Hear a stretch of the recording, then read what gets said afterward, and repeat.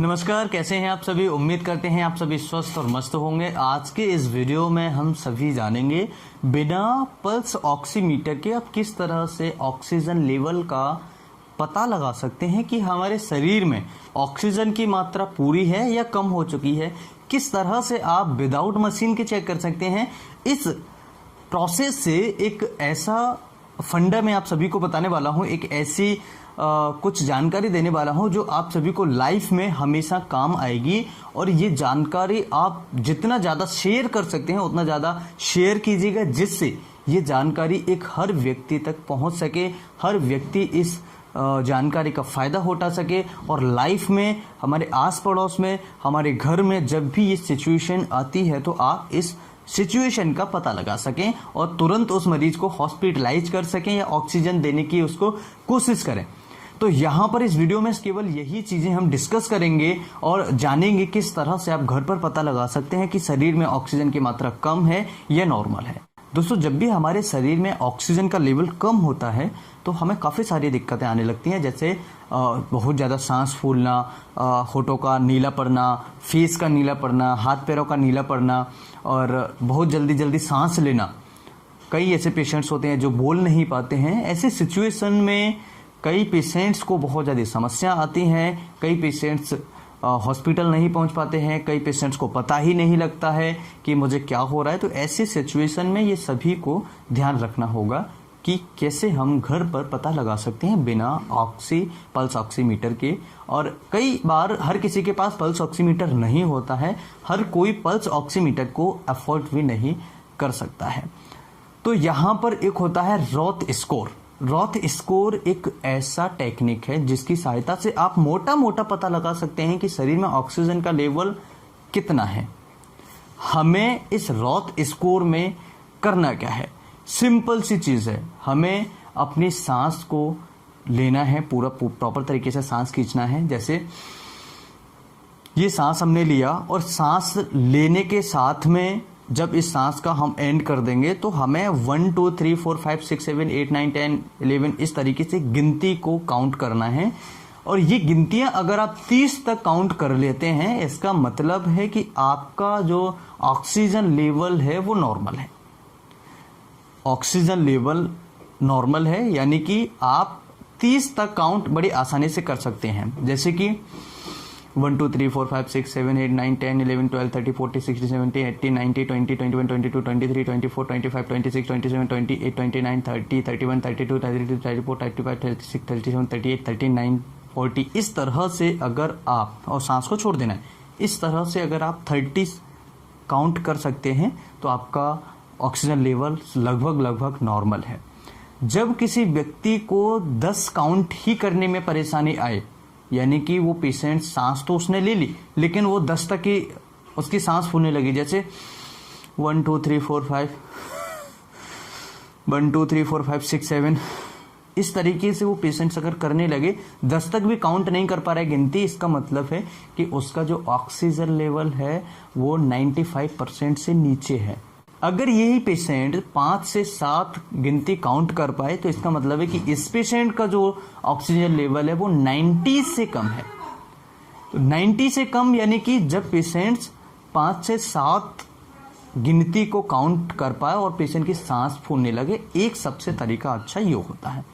दूसरा तरीका क्या होता है कि पेशेंट की ब्रीथ होल्ड कर सकते हैं। जैसे पेशेंट को हमने ब्रीथ होल्ड किया और उसके बेसिस पर भी हम पता लगा सकते हैं कि पेशेंट्स को कितना ऑक्सीजन लेवल है। और इसके अलावा कुछ और भी चीज़ें हैं जिससे हम पता लगा सकते हैं कि पेशेंट्स के शरीर में, किसी व्यक्ति के शरीर में ऑक्सीजन का लेवल कम हो रहा है। जैसे कि आंखों का नीला पड़ना, ये कॉमन होता है, ये आप सभी को पता होता है। आंखों के नीचे जो पलक्स हैं, आईब्रोज हैं, नीले पड़ने लगते हैं। सबसे पहले होंठ नीले पड़ते हैं और ये आपके फिंगर्स, पैरों की और हाथों की जो उंगलियां होती हैं, लास्ट जो पार्ट्स होते हैं, इनका भी कलर चेंज होने लगता है, ये भी नीले होने लगते हैं। जब आप टंग बाहर निकालेंगे तो टंग का भी कलर नीला होने लगेगा, ब्लूइश होने लगेगा।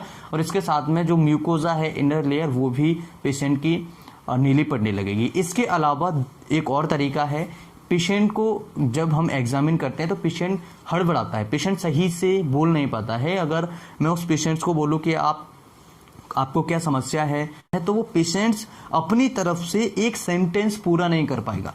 पेशेंट की सांस फूलने लगेगी, बहुत जल्दी जल्दी वो सांस लेने लगेगा, और कई बार पेशेंट को सांस लेने में भी तकलीफ होने लगती है। जब पेशेंट पूरा सेंटेंस ही नहीं बोल पा रहा है, इसका मतलब है कि पेशेंट को बहुत ज्यादा तकलीफ है, उसके लंग्स, उसके फेफड़ों में कोई ना कोई इन्फेक्शन है, या फिर उसके शरीर में ऑक्सीजन का लेवल कम है, क्योंकि उस मरीज की सांस फूल रही है।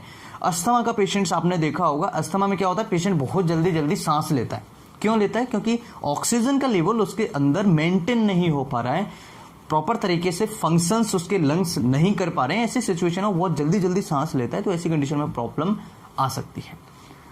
तो सबसे पहले हमें क्या करना है, रॉथ स्कोर हम कर सकते हैं। दूसरा हम कर सकते हैं ब्रीथ होल्ड कर सकते हैं। ब्रीथ होल्डिंग का मैं आपको एक पूरा क्लियर कट बताऊंगा।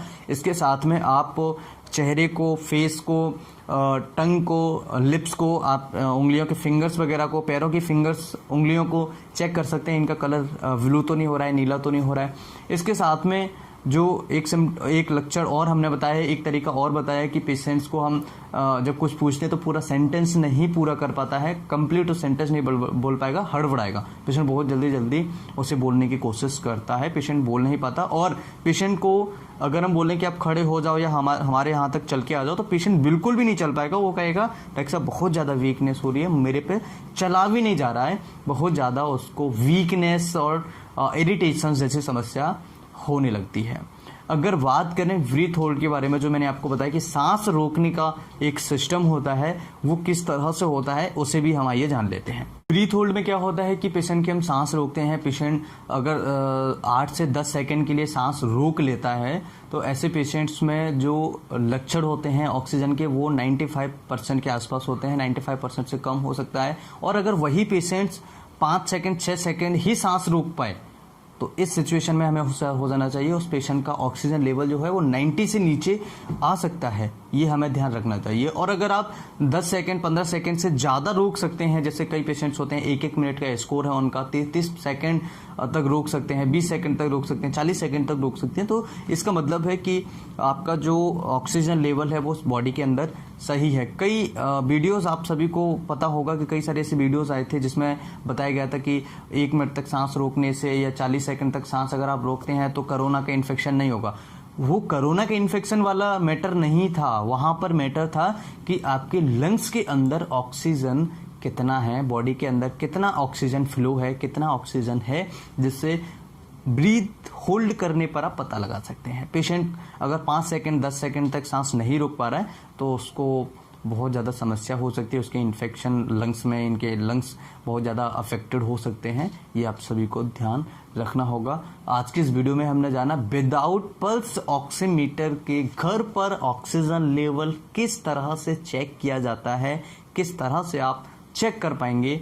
आज के इस वीडियो में आप सभी ने बहुत कुछ सीखा होगा। उम्मीद करता हूँ ये जानकारी आप सभी को अच्छी लगी होगी और आप सभी के लिए हेल्पफुल होगी। वीडियो अच्छा लगे तो लाइक, शेयर, सब्सक्राइब करें। इस जानकारी को हो सकता है जितने लोगों तक पहुंचा दें। व्हाट्सएप, फेसबुक, इंस्टाग्राम, ट्विटर, जहां आप शेयर कर सकते हैं। केवल एक शेयर, आप सभी का एक शेयर यानी कितने लोगों का बेनिफिट कर सकता है। फिर मिलते एक नई वीडियो में। आप सभी का बहुत बहुत धन्यवाद। आप सभी का सपोर्ट यूं ही मिलता रहे, आप अपना प्यार देते रहें और चैनल को सब्सक्राइब जरूर करें। हमारी आने वाली लेटेस्ट वीडियो देखते रहें। नमस्कार, धन्यवाद।